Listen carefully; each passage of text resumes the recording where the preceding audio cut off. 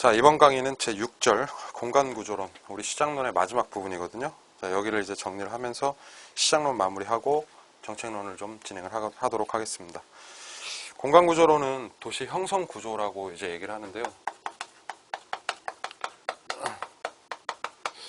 좀 쉽게 공간구조론이란 말 자체가 어렵죠. 그러니까 도시의 형성 과정을 다루는 이론이다, 이렇게 보시면 됩니다. 크게 보면 학자 3명 나오는 건데요. 버제스 1번에 나오죠. 그리고 넘기시면 126페이지에 호이트, 그리고 127번에 해리스, 이렇게 세 학자가 나오는 그런 이론입니다. 먼저 버제스 이론부터 출발 한번 해보죠. 버제스의 동심원 이론이라고 하는데요. 여기서 모양을 잘 보셔야 돼요. 동심원, 동그랑땡 모양이죠, 그렇죠? 그래서 버제스의 동심원 이론은 도시 형성 과정을 원형으로 설명을 했다는 거죠. 이 원형을 가만히 들여다보면 1, 2, 3, 4, 5가 각각 위계구조를 가지면서 5개 지대로 쫙 분화가 되는 게 보이죠. 자, 일단은 밑에 봅시다. 이 동심원의 원조는 버제스는 아니고요, 튀넨이죠. 그래서 버제스 이론은 튀넨의 동심원 이론, 농업의 위치를 잡았던 튀넨의 이론을 도시에 적용을 한 것이다. 그 도시가 바로 어디냐면 시카고죠. 그래서 시카고라는 도시를 구조를 설명하는 이론이다, 이렇게 접근하시면 되겠고, 버제스 이론은 2번에 거주지 분화 현상의 연구를 통해서 도시의 팽창 과정을 설명하는 이론입니다. 그러니까 그 핵을 보시면 아시겠지만 중간에 중심 업무지대라는 게 하나 생기죠. 자, 이걸 소위 단핵이라고 합니다. 이 버제스 이론이 그래서 노른자가 하나 있는 거예요, 단핵. 근데 이 도시가 발달할 때는 핵이 하나가 태동을 하면서 이 핵이 팽창을 하는 거예요, 이렇게. 점점 덩치가 커지면서 가는데 이게 이제 5개 지대로 쫙 분화가 된다는 거죠. 그러면 일종의 국토가 확대되는 건데, 영토가 확대되는 과정에서 여러 이용 주체들이 해당 토지를 차지하기 위해서 나름 경쟁을 하겠죠. 그래서 끊임없이 이 과정에서 서로 간에 침입하고 천의하고 경쟁한다. 땅을 놓고 싸우는 관점인데요. 실제 싸우는 건 아닌데 마치 그 모양새를 설명을 하는 게 서로 침입, 천의, 경쟁 단계죠. 그래서 얘를 도시 생태학적 관점이라고 얘기를 하고요. 버제스 이론에서 굉장히 중요한 개념이죠, 이게. 그래서 거주지 분화가 이루어지면서 토지를 놓고 경쟁을 벌이는 구조. 자, 그 과정에서 3번에 보시면 몇 개 지대? 5개 지대로 발생을 한다, 이거예요. 가운데가 중심 업무지구고, 그 다음이 외곽 쪽으로 변화의 지대, 천의 지대. 천의 지대는 다른 말로 점이라고 표현을 하고요. 그리고 외곽 쪽으로 근로자 주택인 저소득층이 들어오고, 그리고 외곽 쪽으로는 고소득층 주택인 중산층 주택이 들어옵니다. 그리고 바깥쪽으로는 통근자 지대로 분화되면서 5개로 분화되는 구조, 얘를 나타내는 게 버제스의 동심원 이론이죠. 반드시 그 박스 안에 있는 걸 순서대로 기억을 하셔야 돼요. 중, 천, 근, 중, 통이다. 이 고소득층이 중산층 지대니까 아래쪽 4번에 이런 문제가 나오기 때문에 그래요, 시험에서. 그렇다면 천의 지대는 어디와 어디 사이에 있는가? 바로 중심 업무와 근로자 주택 사이에 있다, 이렇게 얘기를 할 수 있죠, 그렇죠? 또한 천의 지대는 고소득층 지대보다 도심 어떻게? 안쪽에 위치한다라고 시험에 나오기도 했습니다. 그러니까 5개는 순서대로 기억할 것. 예, 굉장히 중요한 얘기고요. 5번에 저소득층 지대를 가만히 살펴보면 어디 있냐면 도심 가까이 있어요. 왜냐하면 도심에 있는 공장으로 출퇴근을 해야 되거든, 사람들이. 그래서 소득계층이 낮은 저소득층일수록 고용기회가 많고 도심으로의 출퇴근이 편한, 접근성이 양호한 도심 안쪽에 위치한다는 거죠. 그러면 당연히 도심 안쪽이 주거환경이 나빠지고 범죄나 빈곤이나 질병이 많아지는 슬럼화 현상이 일어나겠죠. 그래서 미국 도시들의 대부분은 도심 안쪽에 할렘가가 형성이 되어 있는 거예요. 그리고 외곽지대에 공기 좋고 물 좋고 한 이 환경이 좋은 외곽지대에 고소득층 지대가 분포가 되는 거죠. 그게 이제 버제스 이론에 대한 내용입니다. 넘어가시면 126페이지에 버제스는 도시 발달 과정을 동그랑땡으로 얘기했지만 호이트는 원형으로 얘기하지 않죠. 그래서 두 번째 이론을 호이트의 무슨 이론이다? 선형 이론이라고 얘기합니다. 선형은 한자로 부채꼴 이렇게 얘기를 합니다. 그래서 부채꼴 모양으로 발달한다. 자, 얘를 최근 시험에는 또 쐐기형이라는 표현까지 있었죠. 그래서 이렇게 발달을 한다고 주장하는 게 호이트 이론이에요. 호이트는 도시 발달을 설명함에 있어서 뭐 했냐면 거주지 조사를 했어요.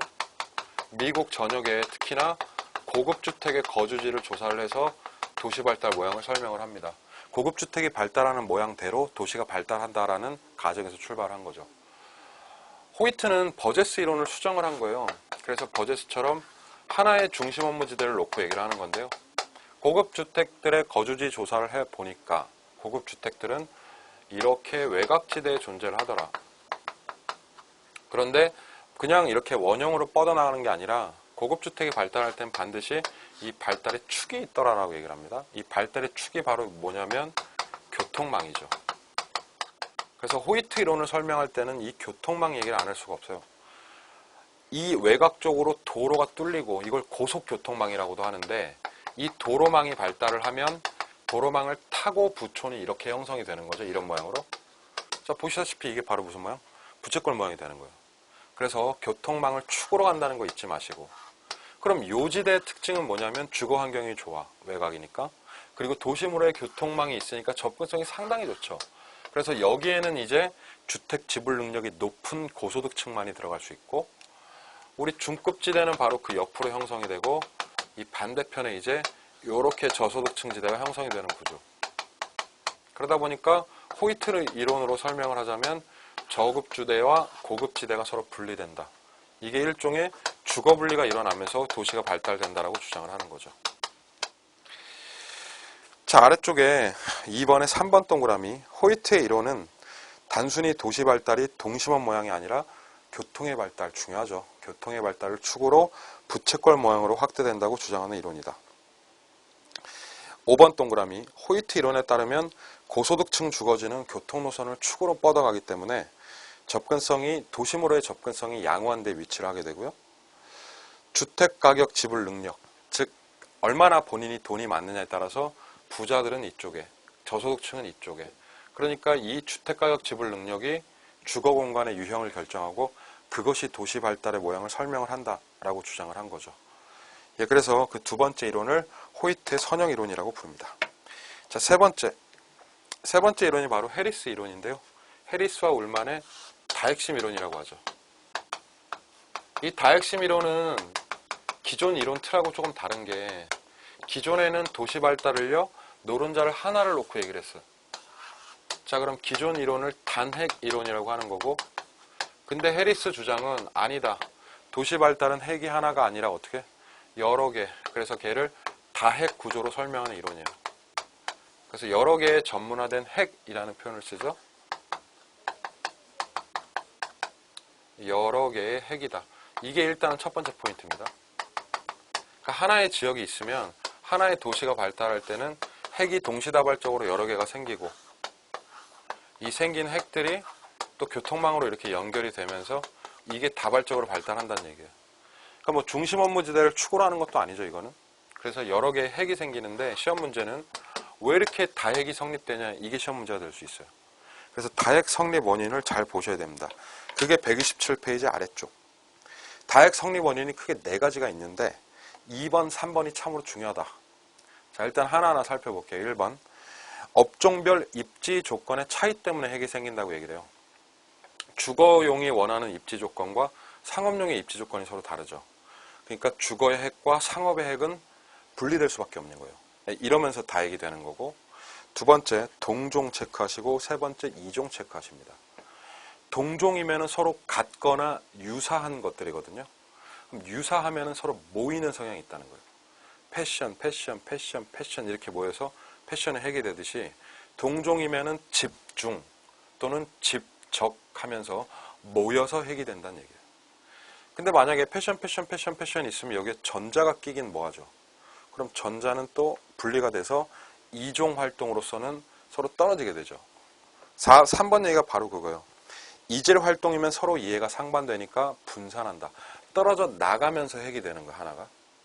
그러니까 이종은 서로 흩어지면서 분산을 하는 거죠. 자, 이 양태를 갖다가 아래쪽 표에 적어놨는데 표를 한번 보세요. 맨 밑에. 동종은 유사한 업종인데 모여. 집중해. 같이 있어. 그걸 양립이라고 합니다. 서로 마주보고 서 있다는 얘기. 양립. 동종은 양립을 한다는 얘기고. 이종이면은 다른 업종이니까 어떻게 해? 못 붙어. 흩어져. 분산해. 그래서 비양립이 있기 때문에 서로 흩어지면서 해결된다는 거죠. 자, 바로 이 부분이 시험의 포인트다. 그래서 얘를 정리를 잘 하셔야 될 것 같아요. 또는 아래쪽에 1번의 4번 동그라미처럼 각각의 지대지불 능력 차이.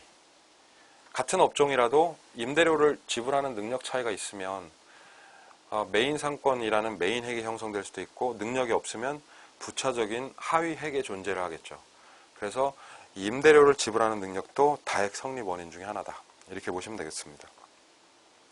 자, 여기까지 이제 시장론을 마무리를 하고요. 자, 넘어가가지고 130페이지 들어가겠습니다. 130페이지 보시면 여기서부터 이제 정책론인데요.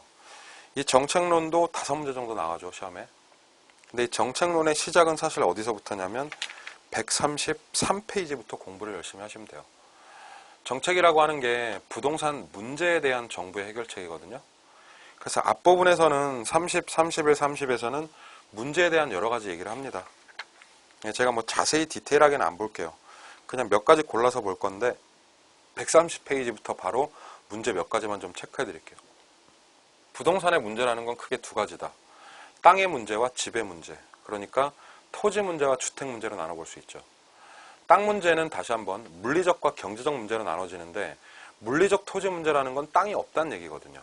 그래서 토지의 부족 문제를 물리적 문제라고 합니다. 근데 땅이 부족하면 땅값이 어떻게 돼요? 또 오르게 되죠. 그래서 물리적 부족 문제가 토지의 경제적 문제를 만드는데, 이 경제적 문제를 집가고라고 얘기를 합니다. 집가고, 땅값이 비싸지는 거. 그리고 결론적으로 땅값이 비싸지면 모든 경제 주체들이 좋지 않다가 정답이에요. 그래서 그 얘기가 130페이지 하단 박스에 이렇게 정리가 되어 있습니다. 이 부분은 반드시 읽어보십시오. 제가 따로 설명을 첨부하진 않겠습니다. 물리적 문제 생기고 경제적 문제 생기고 땅에 대한 문제 생기면 자연스럽게 주택 문제로 전이가 되겠죠. 땅 위에다 집 짓는 거니까 땅값 비싸면 집값도 어떻게 돼요? 비싸진다. 그러면 주택의 양적 질적 문제가 생기는 겁니다. 자, 초반부는요 중요하지 않으니까 그 정도로 얘기를 하고요. 우리 메인인 133페이지부터 제대로 보겠습니다. 정책의 의의 및 기능이 나오는데, 부동산 정책이라고 하는 건 부동산 문제에 대한 정부의 개입, 해결책을 의미하죠. 자, 그랬을 때 2번에 보시면 정책의 기능을 두 가지로 나눕니다. 하나는 정치적 기능, 하나는 경제적 기능. 여기서 말하는 정치적 기능이라고 하는 건 저소득층을 지원하는 기능이다, 이런 뜻이에요. 그래서 정부가 개입을 해서 복지, 분배, 형평성 이런 거를 이제 강조하는 게 정치적 기능이고, 사실 메인 기능은 시장의 문제를 해결하는 거죠. 그래서 시장의 수요 공급의 불균형 같은 시장 실패 문제를 해결하는 것을 두 번째로 경제적 기능이라고 합니다. 기능은 이렇게 양분화되는데요. 경제적 기능 쪽 잘 보셔야 돼요. 자, 아래쪽 내려오시면 그 경제적 기능이 바로 시장 실패랑 관련이 있죠. 개론 공부하다 보면 시장이라는 말을 딱 들었을 때요, 제일 먼저 수요 공급을 생각을 하셔야 돼요. 수요 공급의 문제가 시장의 문제거든요. 그래서 시장이 실패한다는 건 뭐 책에 나온 얘기대로 하자면 자원의 적정 분배를 시장이 알아서 자율적으로 조정하지 못하는 것이다. 무슨 소리예요 이게? 이게 무슨 말이냐면 수급이 깨져요. 원래 시장은 수요 공급 곡선이 이렇게 있잖아요. 근데 얘네들이 초과 수요가 나기도 하고 초과 공급도 나기도 하지만 알아서 균형을 잡습니다. 이걸 갖다 보이지 않는 손이라고 해요. 수요 공급. 이 능력으로 자정 능력이 있는데 이게 깨진 상태를 시장 실패라고 하는 거죠. 자, 한마디로 말하면 수급이 불균형되어 있는 상태, 이렇게 이해하시면 돼요. 또는 뭐 아예 거래 질서가 대단히 혼탁하거나 문란해도 시장 실패가 일어나죠. 서로 막 사기치거나, 그렇죠, 정보 같은 걸 서로 나누지 않거나, 뭐 이런 문제들, 이런 것도 시장 실패를 유발할 수 있는데, 그걸 조금 더 체계적으로 정리하는 게 아래쪽 네모 박스입니다. 133페이지 3번에 보시면 박스가 있는데 이건 정확히 암기를 해야 돼요. 그래서 시장 실패 얘기를 하자면 첫 번째, 완전 경쟁이 아니라 뭐기 때문에 불완전 경쟁입니다. 자, 제가 지금 칠판에 쓰는 것들 잘 기억을 하세요. 시장 실패의 첫 번째 원인은 시장이 완전 경쟁이 아닌 불완전 경쟁 때문이다. 불완전 경쟁이라고 하는 건 부동산 시장의 수요 공급자가 소수라는 얘기고요. 수급자가 소수이면 이것이 바로 공급의 독과점 같은 문제를 일으킬 수 있어요. 공급이 턱없이 부족한 거죠. 그럼 수급 균형이 안 맞죠. 그럼 시장 실패가 되는 거예요. 그렇게. 자, 두 번째는 이 규모의 경제라는 말이 나오는데, 규모의 불경제가 아니라 뭐다? 규모의 경제라는 두 글자가 중요하고, 이것은 비용 체증이 아니라 뭐다? 비용 체감이라는 두 글자가 중요해요. 그래서 이 두 가지를 나눠서 공부를 하셔야 되는데, 얘를 해석을 하자면 이런 뜻이에요. 규모의 경제는 절대 나쁜 게 아니거든요. 근데 규모의 경제가 굉장히 심각해진다고 얘기를 해볼게요. 예를 들면 규모의 경제가 심화된다. 그럼 모든 산업에서 누가 이기는 거냐면 규모가 큰 놈이 이기는 거예요. 막 공급 단위를 막 늘리고 대규모로 공급하니까 재료값도 팍팍 떨어지고 원가 절감이 일어나는 거예요. 그게 모든 산업에 걸쳐 나타나면 결국 사이즈 경쟁을 하게 돼요. 즉 대기업과 중소기업이 맞붙게 되면 반드시 누가 이기게 돼 있다? 등치 큰 놈이 이기지. 그래서 모든 산업 분야의 규모의 경쟁이 나타나면 대기업이 시장을 다 먹는 거예요. 분식이 프랜차이즈를 하잖아요. 언제부터 프랜차이즈 했습니까? 분식은 우리 어머니 아버지들이 하던 것들인데 대기업이 자본을 들고 프랜차이즈를 만들어서 들어와 시장에서. 지점이 많으니까 원자재 공급할 때 대규모로 공급을 해. 그러니까 가격 다운이 되죠. 자, 이러면서 원가 절감하고 워낙 뭐 프랜차이즈 인식이 사람들한테 깔끔하다 이런 인식이 있으니까 뭐 그런저런 이유로 인해서 얘네들이 시장을 독식을 하는 거예요. 그게 분식 산업의 규모의 경제입니다. 그럼 중소상인이 도태되면서 나중에는 대기업 독점으로 갈 수도 있죠. 그랬을 때 이러한 요인들이 시장 실패를 유발할 수 있다. 이렇게 얘기할 수 있습니다. 규모의 경제를 얘기하는데 목이 메이네요. 자, 얘 이제 비용 체감 산업까지 기억을 하시고 세 번째 문제. 공공재라는 거 굉장히 좋은 재화인데요. 공공재가 시장을 실패시킵니다. 이 얘기 조금 이따 할 거고요. 그리고 네 번째, 시장은 외부 효과가 발생하기 때문에 시장 실패가 날 수 있다. 이것도 메인 문제 중에 하나입니다. 이것도 이제 조금 이따 다루도록 하고, 그리고 마지막에 정보의 대칭이 아니라 정보의 뭐다? 비대칭. 정보가 비대칭적으로 분배되면요, 매도자와 매수자가 가진 정보의 양이 다르다는 얘기예요. 그래서 정보가 많은 사람이 있고 정보가 적은 사람이 있으면 둘이 거래하면 사기 거래 일어납니다. 그런 문제도 있고, 정보가 특정인에게만 배분되면 또 얘도 초과이윤이 독점되는 문제가 발생하기도 하죠. 이런 것들이 바로 시장 실패 요인입니다. 책의 아래쪽에 불완전 경쟁이 심화되는 상황은 지금 말씀을 드렸고, 134페이지 바로 넘기셔서 공공재 얘기를 좀 해보죠. 공공재 표 보면서 필요한 거 체크하면서 보겠습니다. 공공재, 정부가 세금 동그라미, 기금 동그라미, 재정을 투입한다는 얘기고요. 그렇게 공급되는 재화로서 뭐 국방, 소방, 도로, 교육 뭐 이런 것들 있죠. 나라에서 하는 것들 딱 들으면. 그리고 심지어는 잘 보존된 산림이나 명승지도 공공재적 성격이 강하죠. 이 좋은 거잖아요, 공공재가. 근데 왜 시장을 실패시키냐 이거예요. 그러면 왜 그러냐면 그 공공재가 가진 기본 속성 때문에 그래요. 자, 아래쪽에 보시면 특징에 보면 공공재는 일단은 소비에 있어서 뭐가 있냐면 규모의 경제가 있죠. 세금이나 기금이 투입되기 때문에 여러 명이 동시에 대규모로 쓸수록 좋다는 얘기고, 공공재 같은 거, 공원 같은 거는요, 생기면 좋죠. 생산이나 소비 과정에서 공공재는 외부 효과를 발생시키기도 합니다. 자, 그런데 문제가 되는 건 아래의 기본 속성들 때문이에요. 그래서 공공재의 특징을 몇 가지를 좀 잡으셔야 돼요. 특히나 비경합성과 비배제성. 이 비비 들어가는 거 두 개 정리를 잘 하셔야 되는데, 그거 책을 한번 보시면 공공재는 기본 속성이 서로 소비가 겹치질 않아요. 경합하질 않아요. 내가 공원을 쓰면 다른 사람도 동시에 쓸 수 있어요. 그러니까 서로 경합하거나 경쟁하지 않는다. 쉽게 말하면 동시 소비가 가능하다는 속성이 첫 번째 있습니다. 원할 때 아무 때나 쓸 수 있다. 맞죠? 두 번째, 공공재는 세금이 투입되긴 하지만 요금을 내진 않습니다. 아주 중요한 말이에요. 자, 여러분, 소방이요, 유료입니까? 무료입니까? 소방. 소방차 부르는 거 유료예요, 무료예요? 유료예요. 왜? 우리 세금 냈잖아요. 그러니까 우리는 세금을 낸 대가대로 활용을 하는 거예요. 그런데 소방차가 와서 서비스를 제공하고 갈 때 돈을 내진 않아. 그러니까 우리 인식에서는 소방차가 무료라는 생각을 하는 거죠. 그러니까 인식이 그렇게 박히면 이게 무서운 거예요. 그러니까 비배제라는 건 요금을 내지 않아도 쓸 수 있다는 얘기예요. 세금을 연체해도 소방차 부를 수 있어요. 그럼 사람들이 공공재 서비스에 대한 요금을 지불하려 할까? 아니죠. 돈을 내지 않으려고 할 겁니다. 그리고 자기가 원할 때 아무 때나 쓸 수 있으니까 돈을 내지 않고 소비만 하려는 성향이 생기는데 이것을 무임승차라고 부르는 거죠. 그러니까 결국에는 이 공공재의 공급을 사적 시장에 맡겨놓으면 일반 사적 시장에선 공급할 수 있다 없다? 없죠. 그래서 바로 무슨 문제가 생기는 거예요? 부족해지는 문제가 생기는 거고 이게 출제의 핵이다 이거예요. 과소 공급 문제. 공공재의 핵심 특징 보이시죠 밑에. 17회, 19회, 22회 시험 문제. 1번 17회 문제. 공원 등과 같은 공공재는 과소 동그라미 문제 때문에 시장 실패한다. 맞죠? 바꿔서 낸 거예요 말을. 2번에 공공재를 시장에 맡기면 적정량보다 어떻게? 과소 생산된다. 똑같은 말이죠.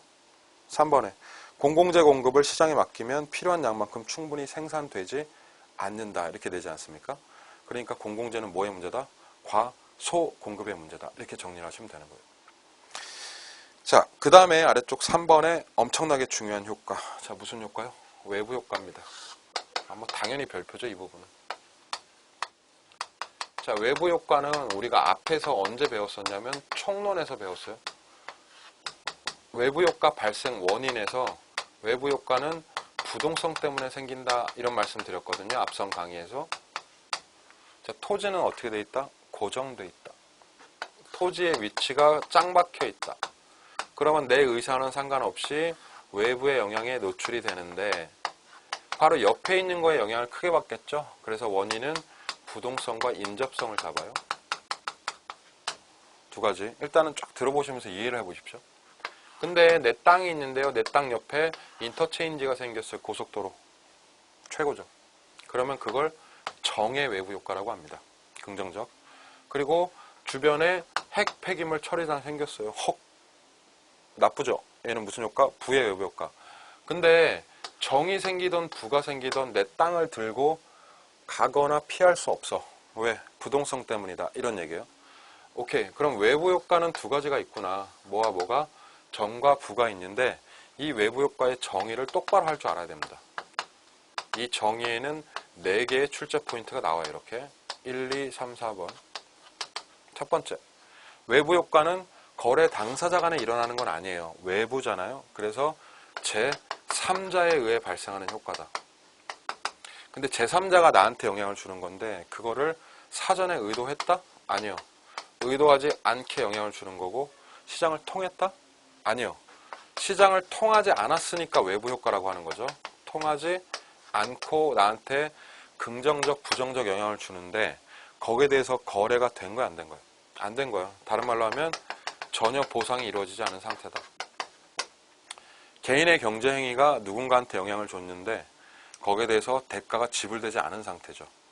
그걸 이제 외부 효과라고 정의하는데 135페이지에 위에 네모 박스 연습을 빡시게 하셔야 됩니다. 여기서 시험 많이 나와요. 자, 그랬을 때 크게 두 가지, 정의 외부 효과와 부의 외부 효과가 있는데 이 두 가지를 몰아서 설명하는 게 137페이지 표입니다. 135페이지, 6페이지를 차분하게 읽어보시고요. 137페이지의 중간표를 보면 정리가 돼요. 제가 이 표를 보면서 설명을 할게요. 자, 다시 한번 외부 효과는 뭐와 뭐가 있다? 정의 외부 효과와 부의 외부 효과. 정의 외부 효과 좋은 거고요. 부의 외부 효과 나쁜 거예요. 정의 외부 효과는 다른 말로 외부 경제라고도 표현을 합니다. 그리고 부의 외부 효과는 외부 불경제라고 표현을 하죠. 자, 그랬을 때 각각의 정의가 먼저 나옵니다. 정의해 볼게요. 정의 외부 효과는 어떻게 정의가 되냐면 개인의 경제 행위가 누구에게? 제3자에게 영향을 주는데 의도하지 않게 영향을 주는 거예요. 물론 시장을 통하지 않고. 근데 거기에 대해서 보상이 됐다 안 됐다? 그러한 혜택이 나에게 있어서 적절한 보상이 이루어지지 않은 상태를 의미합니다. 자, 예를 들면 개인이 어떤 공원을 만들었어요. 여기에 생태공원이라고 할게요. 근데 개인이 공원을 직접 만들어서 개인 돈이 들어가요. 사적 비용이. 사비를 털어가지고 공원을 만든 건데 이거에 공원이 생김으로 인해서 주변 땅값이 다 오른 거예요. 워낙 여기가 쾌적하고 또 이 공원 잘 만들었거든요. 그러면 이 공원 만든 사람이 개인 돈 털어가지고 주변 좋게 했죠. 근데 정의 외부 효과는 주변 사람들이 나한테 와서 고맙습니다라고 보상을 안 한 거예요, 아직. 그러면 사비 턴 사람 입장에서는 굉장히 기분이 안 좋죠. 그렇죠? 아니 내 돈 들여가지고 지금 누구 좋은 일 한 거예요? 그 혜택이 말이죠. 사회적으로 퍼진 거예요. 그래서 얘를 사회적 편익이 크다라고 얘기를 하는 거예요. 정의 외부 효과는 생산과 소비 관점에서 어떤 특징이 있냐면 개인 돈이 들어가. 그래서 내 돈 쓴다. 사적 비용이 커서 남 좋은 일 한다. 사회적 편익이 크다라고 정리를 하시면 됩니다. 그럼 생각을 해보세요. 내 돈 들여서 이렇게 남 좋은 일 하는 거 만들까 안 만들까? 누가 만들고 싶겠습니까? 보상도 없는데. 그래서 이런 것들은 사회가 요구하는 수준보다 많게 생긴다, 적게 생긴다. 그래서 이 정의 외부 효과를 유발하는 재화는 사회적 적정량보다 적게 공급이 돼요. 그러니까 다른 말로 하면 과소공급이 됩니다. 사회가 요구하는 최적 수준이 노란 원이라고 하면 얘보다는 적게 공급되는 게 정의 외부 효과 특징. 근데 정부 입장에서는 개인이 사비 털어서 공원 만들어서 주변 좋게 하는 거 좋거든요. 그러니까 정부 관리는 뭐냐면 얘를 이렇게 늘려주는 거예요.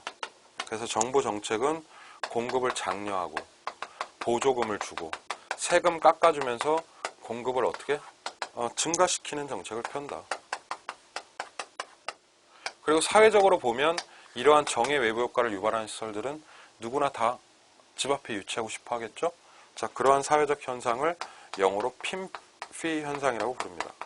핀피. Please in my front yard.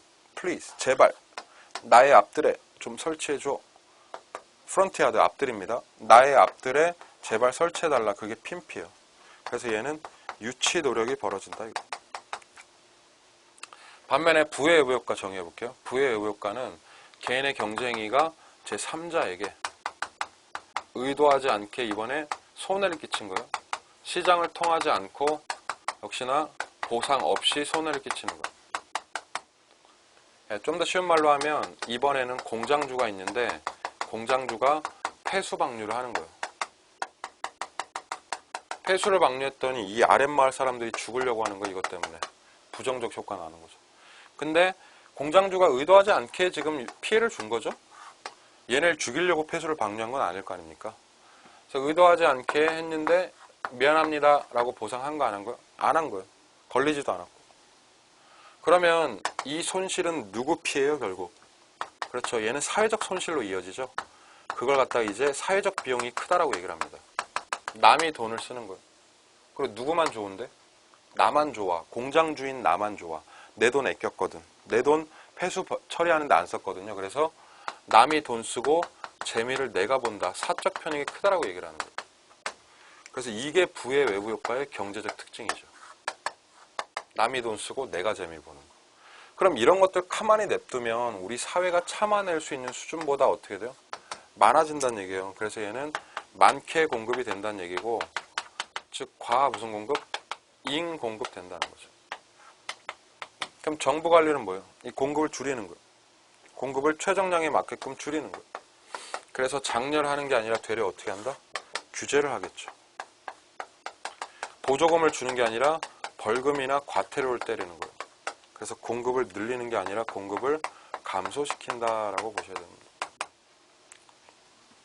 이런 시설들은 누구나 기피하겠죠. 그렇게 기피하는 현상을 이제 님비 현상이라고 부르는 거예요. Not in my backyard. 내 뒷뜰에다간 절대 안 됩니다. 유치 반대.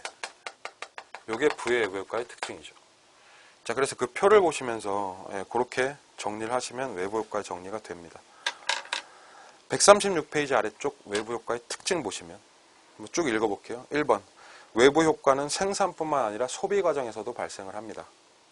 2번에 외부 효과가 발생이 되면 비용을 지불하지 않은 사람도 혜택을 누릴 수가 있게 되죠. 3번에 정의 외부 효과는 부족해서 문제가 생기고요. 부의 외부 효과는 너무 넘쳐나서 문제가 됩니다. 그래서 모두 시장 실패죠. 4번에 주택시장에 정의 외부 효과가 발생하면, 주택시장에 생태공원이 생기면 아파트에, 그럼 주택의 수요가 늘어나고 집값이 올라간다. 이해되시죠? 5번에 부의 외부 효과에 대해서 규제를 걸어주면 뭐 나쁜 게 없어지는 거 아닙니까? 그러면 주변의 집값 가치가 올라갈 수 있겠죠. 6번에 부의 외부 효과를 유발하는 공장에 대해서 정부가 뭐 합니까? 과태료를 부과해요. 부담금을 부과합니다. 그럼 공장주 입장에선 생산비가 증가한 꼴이 되죠. 그럼 주택 공급이 감소될 수도 있다라고 얘기할 수 있는 겁니다. 자, 외부 효과 정리 이렇게 하시고 139페이지 얘기를 하겠습니다. 뭐 시장 실패의 문제 여러 개가 있었으니까 거기에 대해서 이제 정부가 시장 개입책을 내놓겠죠. 그걸 정부의 시장 개입이라고 하고, 정부의 시장 개입 목적이 여러 가지가 있는데요. 쭉 읽어보시면 됩니다. 어려운 말은 아니죠. 시장 실패를 수정하기 위해 개입한다. 사회적 목표 달성이다. 불안정 경쟁 해결이다. 공공재 외부 효과 해결이다. 이런 식으로 여러 개의 목적을 가지고 시장에 개입을 하는 거예요. 그런데 정부가 시장에 개입을 하려면 시장 개입 수단이 필요한데, 아래쪽이 이제 포인트입니다. 정부의 시장 개입 수단 별표 쳐놔야 돼요. 그래서 여기서는 세 가지 개입 수단을 얘기를 하죠. 첫 번째, 직접. 두 번째, 간접. 세 번째, 규제. 자, 정의를 알아야 되고 종류를 알아야 되거든요. 그래서 정의와 종류를 따로따로 한번 해볼게요. 첫 번째, 직접적 개입이라고 하는 건 뭐냐면 정부가 플레이어로 뛰는 거예요, 시장에서. 그래서 직접 수요자, 공급자 역할을 한다 이렇게 나와요. 이러한 제도들이 여러 가지가 있는데 종류들을 보시면 공영개발이라는 게 있습니다. 공영개발은 뒤에서 배우시겠지만 정부가 직접 공적 주체가 하는 개발이요.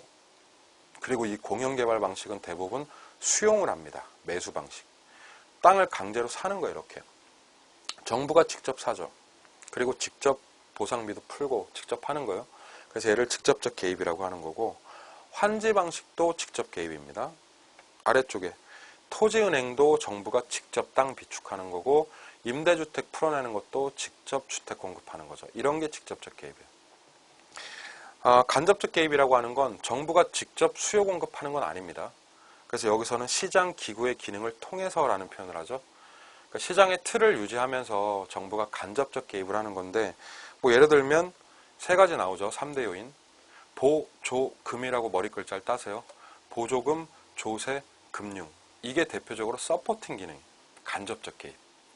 부담금도 마찬가지고, 뭐 이런 게 또 있을 수 있고, 정보 시스템을 구축하거나 소유권 같은 거, 등기 관리, 지적 관리, 이런 거 시스템 체계 잡아주는 것도 간접적 개입이다. 자, 마지막에 보시면은 규제라는 수단이 나오는데, 여기서 말하는 규제는 토지 이용 규제입니다. 그러니까 땅의 이용을 제한하는 것만 규제라고 얘기를 하는 거예요. 그래서 대표적으로 용도 지역 지구제, 지역 지구제라는 게 있고, 그리고 뭐 각종 인가나 허가 외에도 건축 규제 같은 수단들이 있겠죠. 이런 걸 규제 수단이라고 합니다. 정의와 종류가 시험에 나온다.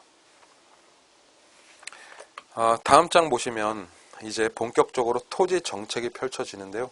제3절 이 토지 정책 부분 나오는 것은 다음 강의에서 제가 이제 이어서 강의를 해드리도록 하겠습니다. 수고하셨습니다.